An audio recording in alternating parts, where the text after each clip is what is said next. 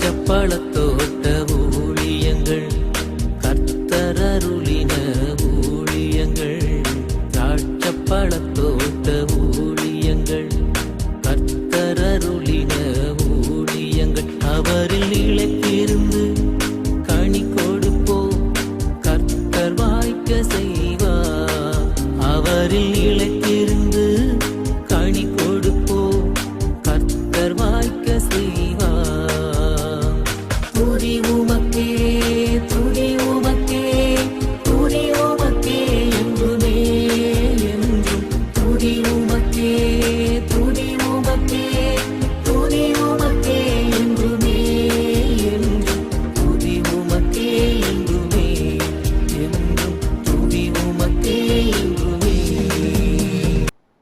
சிறியவனை பொழுதிலிருந்தும் எளியவனை குப்பையிலிருந்தும் எடுத்து உயர்த்தி ராஜாக்களோடும் பிரபுக்களோடும் பந்திருக்க செய்கிற அருமை ஆண்டவர் இயேசு கிறிஸ்துவின் இனிதான நாமத்தினாலே இந்த சத்தத்தை கேட்கின்ற அனைத்து தேவனுடைய பிள்ளைகளுக்கும் என்னுடைய அன்பான வாழ்த்தல்கள். நீங்கள் கோடா கோடியை பெருகுவீர்களாக, உங்களுடைய பிள்ளைகள் கோடா கோடியை பெருகுவார்களாக இந்த வாழ்த்துகின்றேன், ஆசீர்வதிக்கின்றேன். பிரியத்துக்குரியவர்களே, இந்த நாட்களிலும் கூட ஆண்டவர் நம்முடைய ஊழியத்தை அதிகமாக ஆசீர்வதித்து வருகின்றார். அடைக்கலான் குருவி எனப்பட்ட அந்த முதியோர் இல்லத்தை நாம் ஆரம்பித்து அங்கே முதியவர்களுக்காக சகல வசதிகளையும் செய்து கொடுக்க தேவன் கிருபை பாராட்டினார். இன்றைக்கு பல காரணங்களின் நிமித்தமாக பெற்றோர்களை பராமரிக்க முடியாத நிலைமையில் இருக்கிற அநேக பிள்ளைகளை காண்கின்றோம். உங்கள் பெற்றோர்களை நீங்கள் சேர்ப்பதற்கு ஒரு சரியான ஆவிக்குரிய ஒரு முதியோர் இல்லம் தேவை. அதைத்தான் நான் ஆசிரியத்தில் கேட்டிருக்கின்றோம். எல்லா வசதிகளும் இருக்கின்றன. தினந்தோறும் அவர்களுக்காக சிறப்பு ஜபங்கள் ஏறெடுக்கப்படுகின்றன. எல்லா சுவையான உணவுகள் அவர்களுக்காக வழங்கப்படுகின்றன. காற்றோட்டமான வசதி உள்ளன, விசாலமான அறைகள் உள்ளன. விரும்பினால் உங்கள் பெற்றோர்களை தாராளமாய் கொண்டு வந்து சேர்க்கலாம் என்கிற நல்ல செய்தியை உங்களுக்கு நான் அறிவிக்கும்படியாக விரும்புகிறேன். அது மாத்திரமல்ல, அங்கேயே தங்கியிருந்து பணிபுரிவதற்கு நமக்கு ஆட்கள் தேவைப்படுகின்றார்கள். நீங்கள் விரும்பினால் தாராளமாக என்னை தொடர்பு கொள்ளலாம். உங்களுடைய சேவை நிச்சயமாக நமக்கு தேவை. முக்கியமாக நர்சஸ் அங்கே தங்கியிருந்து பணிபுரிவதற்கு நமக்கு தேவைப்படுகின்றார்கள். பிரியத்துக்குரியவர்களே, கர்த்தர் உங்களை ஆசீர்வதிப்பாராக. சென்னை வாழ் ஜனங்களே, இந்த சனிக்கிழமை அன்று அடியார் உங்களை தேடி வருகின்றேன். தேடி வருவதை நீங்கள் பயன்படுத்தி கொள்ளுங்கள். மாதத்தில் ஒரே ஒரு நாள், 4வது சனிக்கிழமை காலை 10 மணிக்கு பல்லாவரம் பம்மல் மெயின் ரோட்டில் உத்தமிழ் நகர் பஸ் ஸ்டாப்பில் இருக்கிற சியோன் காம்ப்ளெக்ஸ் 4வது மாடியில் வைத்தும், மாலை 6 மணிக்கு BKN பாலர் கல்வி நிலையம் நார்த்து சென்னை புரஷவாக்கத்தில் இருக்கிறது. வில்லியன் டெய்லர் ஹால் ஐயாவுடைய ஹாலில் வச்சு நடைபெறுகிறது. நீங்கள் தாராளமாக வந்து பங்கு பெறலாம். காலை கூட்டத்தில் சகோதரர் மங்களராஜ் அவர்களும் மாலையில் சகோதரர் அலெக்ஸ் பெஞ்சமின் அவர்களும் உணவளிக்கின்றார்கள். வந்து பங்கு பெற்று இயேசு கிறிஸ்து உங்களுக்கு இலவசமாய் தரும் விடுதலையை பெற்று செல்லுங்கள். கர்த்தர் உங்களை ஆசீர்வதிப்பாராக என்று நான் வாழ்த்துகின்றேன். இந்த நாளிலும் கூட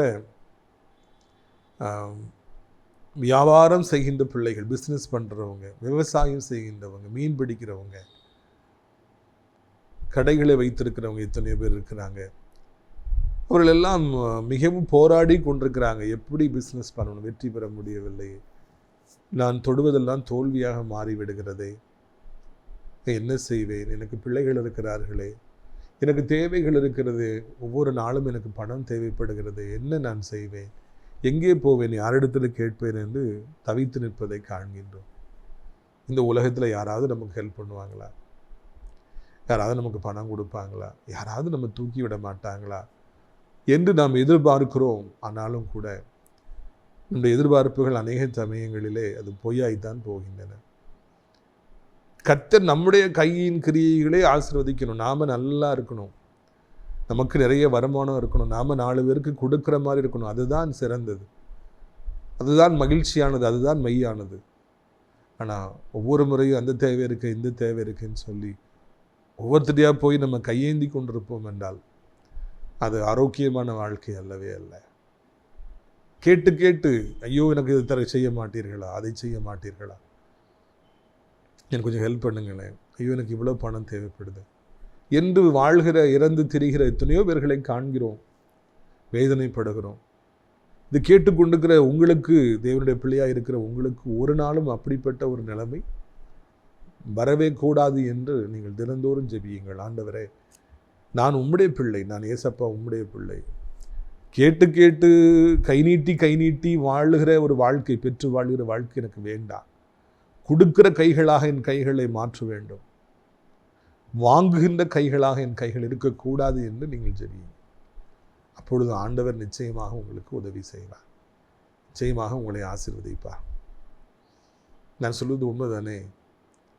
நீங்கள் பெற்றுக்கொள்கிறவங்களா, வாங்கிட்டே இருக்கிறவங்களா இருக்கீங்களா, கொடுக்குறவங்களா இருக்கீங்களா? வாங்குவதை காட்டிலும் கொடுப்பதே உத்தமம், சந்தோஷம்.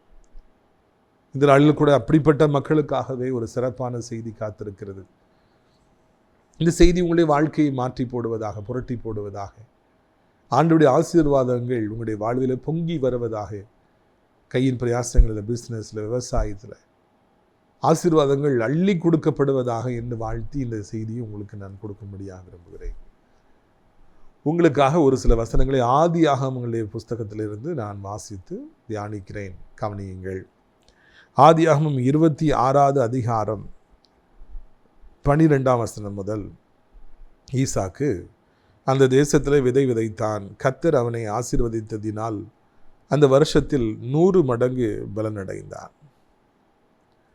ஈசாக்கு அந்த தேசத்தில் விதை விதைத்தார், அந்த நாட்டில் விதை விதைத்தார். அந்நிய நாடு, அவருடைய நாடல்ல. பிழைப்பதற்காக அவர் சென்றிருக்கின்றார். அந்த வயிற்று பசிக்காக அதை நிரப்ப வேண்டும் என்பதற்காக அவர் போயிருக்கிறார். ஒரு குடும்பம் இருக்கிறது, இன்னொரு நாட்டில் போய் அவர் வாழறார். இன்றைக்கி எல்லோரும் பிழைக்க வேண்டும் என்பதற்காக, வாழ வேண்டும் என்பதற்காக, சம்பாதிக்க வேண்டும் என்பதற்காக பிற பிற ஊர்களுக்கும், சிட்டிகளுக்கும், பிற பிற ஸ்டேட் மாநிலங்களுக்கும், கண்ட்ரிஸ், ஃபாரவே கண்ட்ரிஸ், ஓவர்சீஸுக்கும், வெளிநாடுகளுக்கும் சென்று எப்படியாவது சம்பாதிக்க வேண்டும் என்று வாழ்வதை காண்கிறோம். பிரியத்துக்குரியவர்களே, எப்படியாவது சம்பாதித்து விடலாமா என்று வெளிநாட்டுக்கு ஒரு வாய்ப்பு கிடைத்து விடாதா போகிறதுக்கு? எப்படியாவது இந்த கவர்மெண்ட் ஜாப் கிடைத்து விடாதா? எப்படியாவது எனக்கு இந்த பிஸ்னஸ் வாய்த்து விடாதா என்று லட்சங்களை போடுகிற, விதைக்கின்ற எத்தனையோ பேர்களை காண்கிறோம். நிறைய பெற்றோர்கள் பிள்ளைகளை படிக்க வைத்து விதைக்கின்றார்கள். 30 லட்சம், 70 லட்சம், 1 கோடி ரூபாய் என்று ஏராளமான பணத்தை விதைக்கின்றவர்கள் பிள்ளைகளுடைய படிப்பிற்காக தன் சம்பாத்தியம் எல்லாம் போடுறாங்க. இன்றைக்கு ஒரு அண்ணனை நான் சந்தித்தேன். அவர்களும் என்னை போல ஒரு கல்லூரியில் பேராசிரியர், மனைவியும் ஒரு பேராசிரியை, ஒரு மகன், ஒரு மகள். அந்த மகனுடைய படிப்பிற்காக நான் இத்தனை லட்சம் ரூபாய் நான் செலவழித்திருக்கிறேன். எனக்கு மாத வருமானம் இவ்வளவு, இத்தனை ஆண்டுகள் நான் சம்பாதிச்சாதான் அவனுடைய படிப்புக்கான ஃபீஸை கட்ட முடியும்னு சொல்லி ஒரு கணக்கு போட்டு, இத்தனை வருடம் நான் உழைக்கிற உழைப்பு எல்லாம் அவனுக்கு ஃபீஸ் கட்டுறதுக்காக சொல்லி வருத்தப்பட்டாங்க. ஏன்னா பையன் படிக்கிறதே கிடையாது, கிளாஸுக்கு போகிறதே கிடையாது, எல்லாம் அரியர், அப்பாவை மதிக்கிறதே கிடையாது, மொபைலுக்கு அடிமையாக இருக்கிறான், எப்போ பார்த்தாலும் மொபைல் ஃபோனையே பார்த்துட்டு இருக்கிறான். நல்ல பிள்ளையாக இருந்தவே முரண்டு பிடிக்கிறான், எதிர்த்து பேசுகிறான், அடிக்க வரான். என் வாழ்க்கையில் இவ்வளவு நான் விதைத்து சம்பாதித்ததெல்லாம் எடுத்து விதைத்து விட்டேன், அவனுக்காக விதைத்தேன், அவனோ அதில் படிக்கவே இல்லை என்று வருத்தப்பட்டார். இன்றைக்கு அநேகர் விதைக்கின்றார்கள், எப்படியாவது நான் அறுத்து விடலாமா என்று சொல்லி அநேகர் விதைக்கின்றார்கள். ஈசாக்கு விதைத்தார், அந்நிய நாட்டிலே போய் விதைத்தார். நிறைய பேர் இன்னைக்கு விதைச்சுக்கிட்டே இருக்கிறாங்க. பிஸ்னஸில் 5 லட்சம், 10 லட்சம், 1 கோடி ரூபாய் என்று போட்டு பில்டிங் கட்டி, இல்லைன்னா பில்டிங்கை வாடகை எடுத்து அந்த கடையை அழகாக ஃபர்னிஷ் பண்ணி, இன்டீரியர்லாம் பண்ணி, பொருட்களை வாங்கி வச்சு கோடிக்கணக்கில் செலவழிக்கிறாங்க, இன்வெஸ்ட் பண்ணுறாங்க, விதைக்கிறாங்க.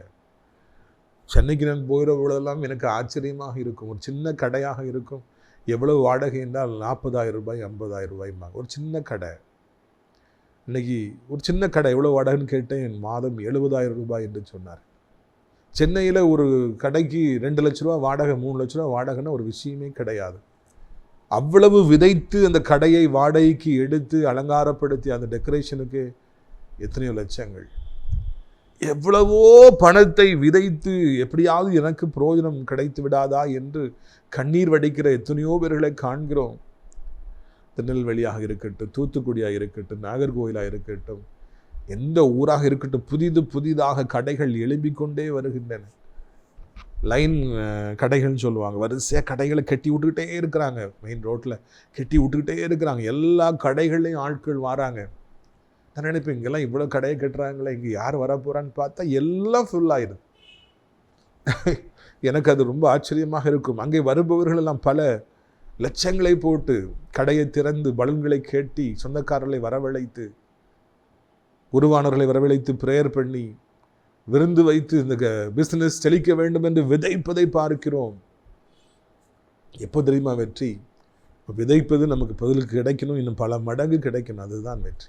ஈசாக்கு விதைத்தார். இதை போலவே இன்றைக்கு ஆண்களாய் பிறந்த அத்தனை பேர்களுமே பிஸ்னஸில் விதைப்பதை காண்கிறோம். கடன் வாங்கி நகைகளை விற்று லோன் போட்டு நண்பர்கள்ட்ட சொந்தக்காரங்கிட்ட கடன் வாங்கி எப்படியாவது இந்த பிஸ்னஸை நான் செஞ்சிடணும்னு சொல்லி, எனக்குன்னு ஒரு வருமானம் வேண்டும், அவனுக்கு ஏதாவது செஞ்சு கொடுக்கணும் என்று சொல்லி பிள்ளைகளுக்காய் கடன் வாங்குபவர்கள், நண்பர்களுக்கு உதவி செய்வர்கள் சொல்லி நிறைய பேர் இருக்கிறாங்க. எல்லாரும் விதைக்கிறாங்க. இங்கே நாம் காண்கிறோம், ஈசாக்கு விதைத்தார், ஆண்டவர் 100 மடங்கு அறுக்கும்படியாக செய்தார். எவ்வளவு ஒரு ஆசீர்வாதமான வார்த்தை பார்த்தீர்களா?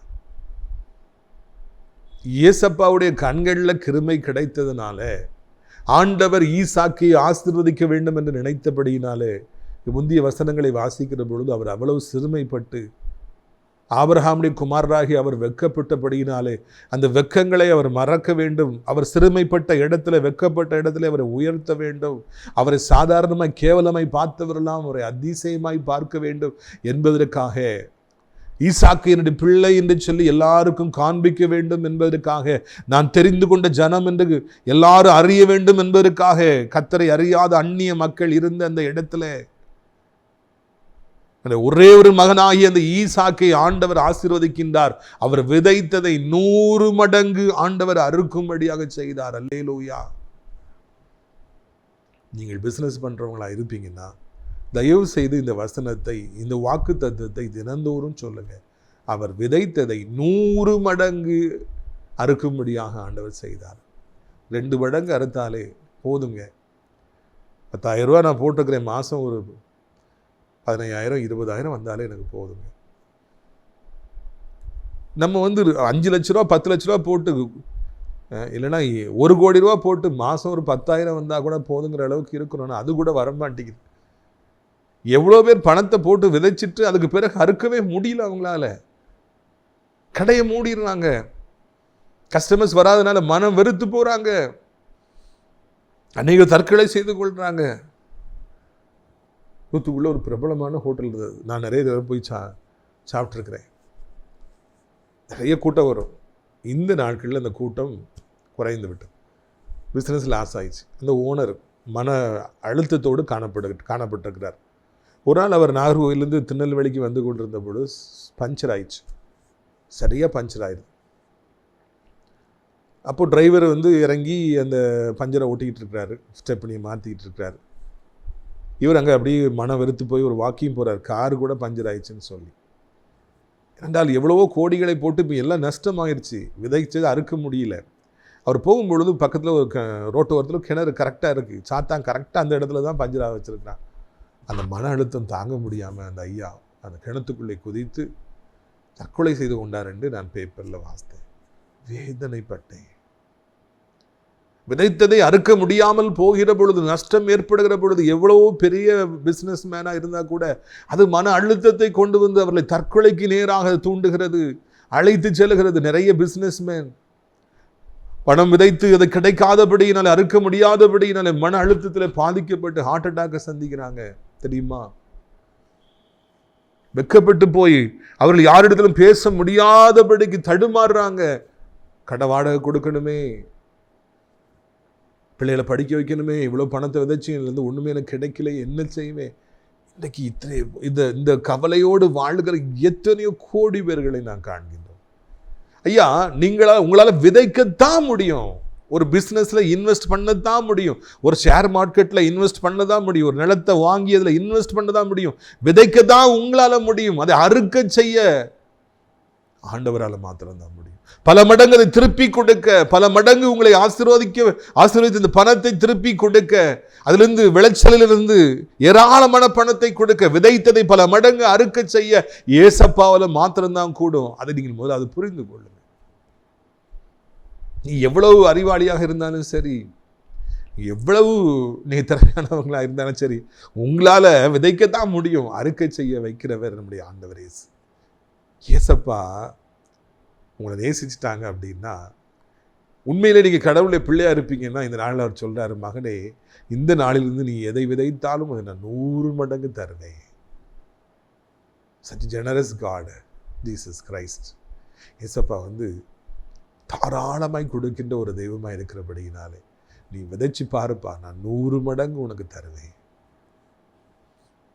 ஈசாக்கு ஒரே சந்தோஷமாக இருந்திருக்கும். 1 லட்ச ரூபா போட்டிருப்பாருன்னா 1 கோடி ரூபாய், 10 லட்ச ரூபா போட்டிருந்தானா 10 கோடி ரூபாய், 100 மடங்கு. எவ்வளவு மகிழ்ச்சியாக இருந்திருக்கும். கண்ணீரோடு விதைக்கிறவர்கள் கம்பீரத்தோடு அறுப்பார்கள். அள்ளி தூவும் விதையை சுமந்து கொண்டு போகிறவன் கண்ணீரோடு போகிறான், ஆனாலும் தான் அறுத்த அரிகளை சுமந்து கொண்டு அவன் கம்பீரத்தோடு திரும்பி வருவான். இவ்வளவு அருமையான வசனங்கள் இருக்குது. தேவன் உங்களை ஆசீர்வதிக்கிற பொழுது 100 மடங்கு ஆசீர்வதிப்பார். இயேசு உங்களை ஆசீர்வதிக்கிற பொழுது நினைத்து பார்க்க முடியாத அளவிற்கு அவர் உங்களை ஆசீர்வதிப்பார். இயேசு உங்களுக்கு கொடுக்கின்ற பொழுது தாங்க முடியாத அளவிற்கு கொடுப்பார். நீங்கள் போதும் போதும் என்று சொன்னாலும் அவர் விடமாட்டார், கொடுத்து கொண்டே இருப்பார். வலைகள் கிழியத்தக்கதாக மீன்களை தருகிற தெய்வம். தாங்க முடியல, வலையால தாங்க முடியல, கெப்பாசிட்டியை மீறி மீன் கிடைக்குது, இழுத்த கிழிஞ்சிரும் போல இருக்க என்று நினைக்கிற அளவிற்கு தருகிற தெய்வம் தான் நம்முடைய ஆண்டவர் இயேசு கிறிஸ்து. வியாபாரம் செய்கிற சகோதரா, உங்களை போதும் போதுங்கிற அளவிற்கு ஆசீர்வதிக்க ஆண்டவர் இயேசுவினாலே கூடும். நீங்கள் என்ன பிசினஸை செய்து கொண்டிருந்தாலும் சரி, ஏற்கனவே பலமுறை பல பிசினஸ் பண்ணி நீங்கள் நஷ்டத்துக்கு மேல் நஷ்டம் அடைந்திருந்தாலும் சரி,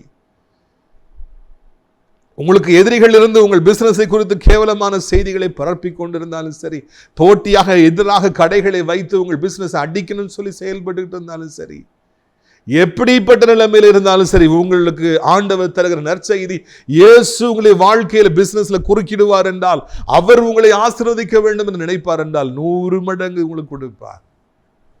தேவன் திறக்கின்ற வாசலை மனிதர்களால் பூட்ட முடியாது அல்லவா? கர்த்தர் உங்களை ஆசீர்வதிக்க நினைச்சாருனாங்க, கொடுத்தாருனாங்க, நம்ப முடியாததாக இருக்கும். சந்தோஷத்தின் மேல சந்தோஷமா இருக்கும். அன்னைக்கு ஒரு தம்பி பேசிட்டு இருந்தேன். அண்ணன் ரோடில் அந்த ரோடு போடுவாங்களா, அந்த கான்ட்ராக்ட் எடுத்து செய்கிறவர். அந்த ரோடு நிறைய இடத்துல போய் ரோடு போட்டு அதுக்கு கல் எடுத்துகிட்டு போய், ஜல்லி எடுத்துகிட்டு போய், தார் எடுத்துகிட்டு போய், வேலைக்காரங்களை கூப்பிட்டு போய் கையிலேருந்து லட்சங்களை போட்டு ரோடு போடுவாங்க. கவர்மெண்ட்லேருந்து 3 மாதம் 6 மாதத்துக்கு அப்புறமா பில் பாஸ் ஆகும். இவங்கள பார்த்து கடைசியில் பில் பாஸ் ஆகி பணம் வரும். அப்போ அந்த தம்பி சொல்கிறாங்க, அண்ணன் கையில் பில்லு வந்துருச்சு, இந்த பாஸ் ஆகி பணம் வந்துருச்சான்னு அவன் கையில் பிடிக்க முடியாது, அவ்வளோ பெருமையாக இருப்பான். அன்றைக்கி பெருமையாக வீட்டில் வரும்போது நாங்கள் கண்டுபிடிச்சிருவோம், பில்லு பாஸ் ஆகிருக்கு போலுக்கு, பணம் பிள்ளைக்கு வந்திருக்கு போலுக்குன்னு சொல்லி நாங்கள்லாம் பேசிக்குவோம் சார் அப்படின்னு சொல்லி வச்சோன்னா. விதைக்கிற காலம் அவ்வளவு கடினமான காலம். வெயிலே போய் நிற்கணும், ஆட்கள் வேலைக்கு வர மாட்டாங்க, வேலைக்கு வர்றவங்க ஓபி அடிப்பாங்க, எல்லாத்தையும் பார்க்கணும். என்ன நீ ரோடு போட்டிருக்கேன்னு கேவலமாக பேசுவாங்க, இப்படிலாம் போட்டோன்னு தூக்கிடுவேன்னு சொல்லுவாங்க. எல்லாரையும் சமாளிக்கணும், வேலைக்காரங்களை சத்தம் போடணும், எல்லாம் நடக்கான்னு பார்க்கணும், தூங்க முடியாது, வெயிலே நிற்கணும், வேர்வை சிந்தணும், எல்லாம் கஷ்டம். அப்போல்லாம் பரிதாபமாக நிற்கிற பிள்ளைங்க, அதை பில் வந்துருச்சு பணம் வந்துருச்சுன்னா அப்படி கம்பீரமாக வரும். இதுதானே ஐயா விதைக்கிற காலத்திலேருந்து அறுக்கிற காலத்துக்குள்ள வித்தியாசம். ஈசாக்கு அப்படிப்பட்ட ஒரு சந்தோஷமான ஒரு அனுபவத்துக்குள்ள பேர்ப்பாரு. தான் விதைச்சது இத்தனை மடங்கு 100 மடங்கு வந்திருக்குதுன்னு சொல்லி அடுத்த வருஷம் போடுறாரு. அப்பவும் அதே மாதிரி 100 மடங்கு ஆசீர்வாதம். நீங்கள் செய்கிற தொழில் எதுவாக இருந்தாலும் சரி 100 மடங்கு அதை ஆண்டவராலே ஆசீர்வதிக்க முடியும். என்ன நடந்தது என்பதை நான் வாசித்து முடிக்க விரும்புகிறேன். ஆதியாகமம் 26:13. அவன் ஐஸ்வர்யவனாகி வர வர விருத்தி அடைந்து மகா பெரியவனானான். அவனுக்கு ஆட்டு மந்தையும் அநேக பணிவிடைக்காரரும் இருந்தபடியினாலே பெலிஸ்தியர் அவன் மேலே பொறாமை கொண்டு அப்படி வர வர விருத்தி அடைந்து மகா பெரியவனாராம். அதில் சின்ன பிஸ்னஸ், அதில் 100 மடங்கு ஆசீர்வாதம். இன்னும் கொஞ்சம் பெரிய பிஸ்னஸ், அதில் 100 மடங்கு ஆசீர்வாதம். பெரிய பிஸ்னஸ், அதில் 100 மடங்கு ஆசீர்வாதம்.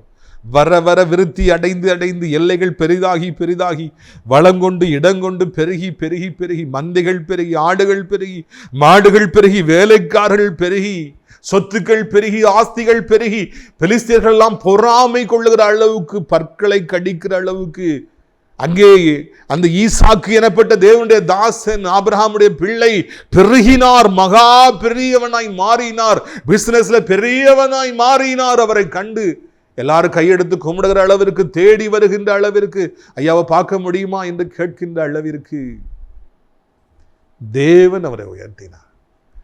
ஈசாக்குடைய திறமை அல்ல, ஈசாக்குடைய ஜெபம் அல்ல, பரிசுத்தம் அல்ல, நீதி அல்ல, தேவனுடைய கிருபை ஈசாக்கை மகா பெரியவனாய் மாற்றியது.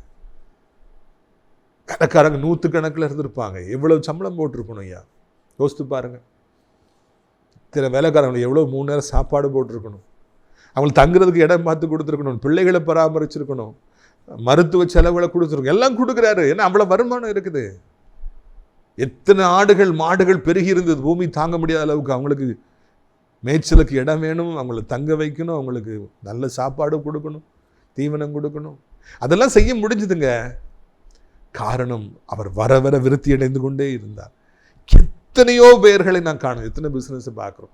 25 வருஷத்துக்கு முன்னால் அந்த கடை எப்படி இருந்துச்சோ அப்படியே தான் இப்பவும் இருக்கு. பெயிண்ட் அடிக்க முடியல, லைட்டு போட முடியல, வாசலில் போர்டு கூட வைக்க முடியல. எப்படி கடைக்கு ஆட்கள் வருவாங்க? கொஞ்சம் கூட விருத்தி அடைய முடியாத பிஸ்னஸ் எத்தனையோ இருக்குதுங்க. எவ்வளோ வருஷம் ஆச்சு, அப்படியே தான் இருக்காங்க. பிஸ்னஸ் மாத்திரம் சொல்லணும்னு ஆசைப்படலை. எத்தனை வீடுகளை பாருங்க, எத்தனை வருஷம் அப்படியே தான் இருக்கும். எத்தனையோ ஊழியங்களை பாருங்க, சர்ச்சஸை பாருங்க, அப்படியே தான் இருக்கும், வளரவே செய்யாது. இது ஒரு பெரிய சாபம். உங்க ஏசப்பா நம்மை ஆசீர்வதிக்க நாம் வர வர விருத்தி அடைந்து கொண்டே இருப்போம். பணம் வந்து கொண்டே இருக்கும், ஆஸ்திகள் நன்மைகள் கிருபைகள் வந்து கொண்டே இருக்கும், நாம் பெருகி கொண்டே இருப்போம். தாவீது நாளுக்கு நாள் விருத்தி அடைந்தார். David grew day by day, day by day. இதுதான் தேவன் தருகின்ற ஆசீர்வாதம். தேவனுக்குரிய பிள்ளைகளே, இந்த வருஷத்தில் இந்த நாளிலிருந்து உங்களுடைய பிசினஸ் வர வர விருத்தி அடையும்படியாக செய்வார். எப்பொழுது விருத்தி அடையும்? ஒவ்வொரு தடவையும் நீங்கள் விதைக்கிற பொழுதெல்லாம் 100 மடங்கு அறுக்கிற பொழுதுதான் அது அப்படியாக விருத்தி அடையும். அதை ஆண்டவர் உங்களுக்கு செய்ய போகிறார், ஆண்டவர் கொடுக்க போகிறார்.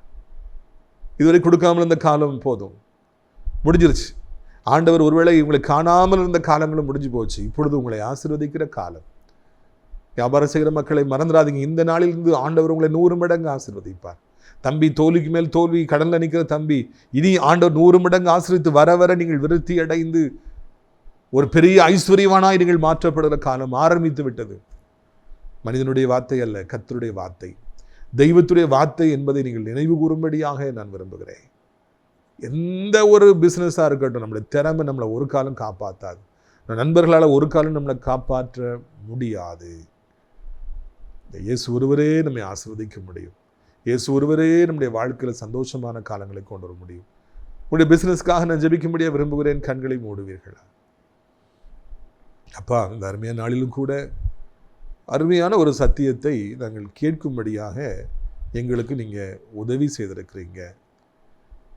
எல்லாருக்கும் கவர்மெண்ட் ஜாப் கிடைக்குமாப்பா? 100க்கு 95% பேர், 97% பேர் பிஸ்னஸ் தான் பண்ணுறாங்க, விவசாயம் தான் பண்ணுறாங்க. போட்டி நிறைந்த இந்த உலகத்தில் எப்படி பிஸ்னஸ் பண்ணுறதுனே தெரியாமல் தடுமாறுறாங்க. ஒரு சிலரை தவிர இன்றைக்கு பிஸ்னஸில் தோல்விக்கு மேல் தோல்வி அடைந்து விதைத்ததை அறுக்க முடியாதபடி தடுமாறுகிற எத்தனையோ பேர்களை காண்கிறோம். கர்த்தர் ஒருவரே அவர்களுக்கு உதவி செய்ய முடியும். ஒரு மனிதனை ஐஸ்வர்யவனாய் மாற்றுவதும், அவனை வர வர விருத்தி அடைய செய்வதும், அவனுடைய சொத்துக்களையும் சம்பந்துகளையும் ஆடு மாடுகளையும் வேலைக்காரர்களையும் பெருகச் செய்வதும் கர்த்தாவே, அது உம்மால் மாத்திரமே கூடும். எவரையும் மேன்மைப்படுத்தவும் பலப்படுத்தவும் உம்மால் மாத்திரமே கூடும். இயேசு, இயேசு, இயேசு, இயேசு. அப்பா, இந்த சத்தத்தை கேட்கிற பிள்ளைகள் கதறி அழுது கொண்டிருப்பார்கள் என்றால் எவ்வளவோ போராடி பார்த்து விட்டேன், எவ்வளவோ உழைத்து பார்த்து விட்டேன், மாடு போல உழைத்து பார்த்து விட்டேன், கண் விழித்து உழைத்து பார்த்து விட்டேன், ஒன்று நடப்பதில்லை, எனக்கு பிஸ்னஸே நடப்பதில்லை, வருமானமே இல்லை, கடன் அதிகமாகிவிட்டது, வட்டி அதிகமாகிவிட்டது, நான் யார்ட்டெல்லாம் கடன் வாங்கணும், அவங்கெல்லாம் கடனை திருப்பி கேட்குறாங்க, எனக்கு என்ன பண்ணணும் எனக்கு தெரியல என்று கண்ணீர் வடிப்பார்கள் என்றால் அவர்களுக்கு கிருபையாக நீர் இறங்கி, ஆண்டவரே அவர்களை ஆசீர்வதிக்க வேண்டும் என்று சொல்லி கெஞ்சுகிறோம் ஐயா. உடைய பிள்ளைகள் ஏழைகளாய் தரித்திரர்களாய் இருப்பது உமக்கு சித்தம் அல்லவே இல்லை. அவர்களை ஆசீர்வதிப்பதே உமக்கு பிரியம். அவர்களை ஐஸ்வர்யவான்களாய் மாற்றுவதே உமக்கு பிரியம். உடைய பிள்ளைகளை கண்டு எல்லாரும் பொறாமைப்படுகிற அளவிற்கு நீ அவர்களை உயர்த்துவீராக. அவர்களை ஐஸ்வர்யவான்களாய் மாற்றுவீராக. ஏராளமான வேலைக்காரர்கள் இருக்கிறவர்களை மாற்றுவீராக. தெய்வமே, அதை செய்ய உம்மாலே கூடும், அது உம்முடைய திரு சித்தமாக இருக்கிறது, விருப்பமாக இருக்கிறது, அதை எப்படியாவது செய்ய வேண்டும் என்று கெஞ்சுகிறோம். உடைய வல்லமை இப்பொழுதே புறப்பட்டு போவதாக, புறப்பட்டு செல்வதாக. உடைய வல்லமை இப்பொழுதே புறப்பட்டு செல்வதாக. உடைய வல்லமை இப்பொழுதே அந்த கடைக்குள்ளே, அந்த பிஸ்னஸ்க்குள்ளே போட்டுக்கிற பணத்துக்குள்ளே புறப்பட்டு செல்வதாக. உடைய பிள்ளைகள் விதைத்ததை 100 மடங்கு அறுக்கணும். விதைச்சிட்டு இவ்வளோ பணத்தை போட்டுட்டு நான் ஏமாந்துட்டேனே, நான் தோத்து போயிட்டேன், இனி யாரும் சொல்லக்கூடாது, எல்லாம் போயிடுச்சே, மண்ணோடு மண்ணா போயிடுச்சே, தண்ணியோட தண்ணியா போயிடுச்சேன்னு சொல்லக்கூடாது. இறைவா, நீரே எப்படியாவது உடைய பிள்ளைகளுக்கு உதவி செய்யுங்கப்பா, எப்படியாவது உதவி செய்யுங்க. அப்படி உதவி செய்வது உடைய திருசித்தமாக இருக்கிறது. நன்றி. வியாதிப்பட்டுக்கிற பிள்ளைகளுக்கு எப்படியாவது ஒரு அதிசய சுகத்தை, அற்புத சுகத்தை தாருங்க. ஒரு சனப்பொழுது, ஒரு 1 மினிட் போதும், ஒரு செகண்ட் போதும். எத்தனை வருட வியாதியாக இருந்தாலும், புண்ணாக இருந்தாலும், காயமாக இருந்தாலும், வேதனையாக இருந்தாலும் அதை மாற்றமாலே கூட. அதற்காக நன்றி. நன்றியப்பா, நன்றி. இப்படி வல்லமை ஒவ்வொருக்குள்ளும் புறப்பட்டு செல்வதாக. இப்படி வல்லமையினாலே ஒவ்வொருவரையும் சந்திப்பீராக. இந்த வியாதி தாங்க முடியலேன்னு கதறுகிற ஒவ்வொருவருக்கும் இப்பொழுது தெய்வீக சுகம் உண்டாகட்டும். சுகம் உண்டாகணும், தூக்கம் வரணும், பசிக்கணும், சாப்பாடணும், சாப்பிட்டா செரிமானம் ஆகணும். ஆண்டவரே, நீர்தான் அதற்கு உதவி செய்ய வேண்டும். என் தகப்பனே, நீர்தான் பலப்படுத்த வேண்டும், நீர்தான் சிறப்படுத்த வேண்டும். இன்றைக்கு இப்பொழுது ஒரு அதிசயத்தை செய்யும். சுகம் உண்டாகட்டும். எப்பத்தா திறக்கட்டும். அடைக்கப்பட்டிருக்கிற வாய், அடைக்கப்பட்டிருக்கிற கண் திறக்கட்டும். செயல்படாத அவயங்கள் செயல்படட்டும். போதை பழக்கங்களை விட முடியலையே, ஐயோ அடிமைப்பட்டுட்டேன் கதறுகிறவர்களுக்கு அல்லது விடுதலை தாரும். அம்மா அப்பாட்ட சண்டை போடுற பிள்ளைங்க, மனஸ்தாபத்தோடு இருக்கிற பிள்ளைங்க, மொபைல் ஃபோனுக்கு அடிமைப்பட்டுக்கிற பிள்ளைங்க, வாலிபத்து பாவங்கள் இருக்கிற பிள்ளைங்க சந்திப்பீர்களாக. பைக்கை வேகமாய் போய் ஓட்டி முட்டி அப்பாவிகளை கொன்று தானும் கொலையுண்ணப்பட இருக்கிற வாலிபர்களை சந்திப்பீராக.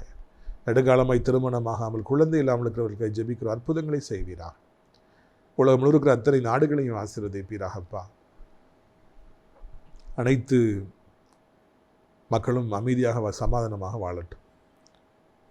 ஆண்டவரை, இந்திய தாய் திருநாட்டுக்கு தமிழ்நாட்டுக்காக ஜெபிக்கிறோம். அநேக மதத்தவர்களும் மொழி பேசுகிறவர்கள் உண்டு. ஒவ்வொருவரையும் ஆசீர்வதியும். முக்கியமாக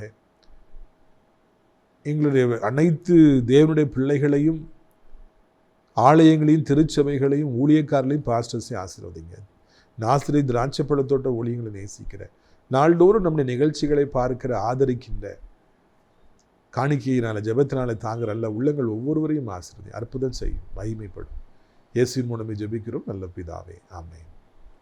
என் ஆத்துமாவை கர்த்தரை சோத்திரி, என் முழு உள்ளமே அவருடைய பரிசுத்த நாமத்தை சோத்திரி. என் ஆத்துமாவை கர்த்தரை சோத்திரி, அவர் செய்த சகல உபகாரங்களையும் ஒருபொழுதும் மறவாதே, ஆமென்.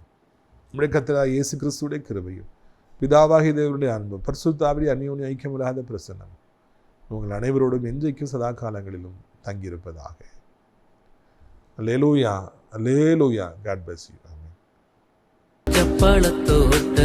ஊழியங்கள் கர்த்தர் அருளினார்.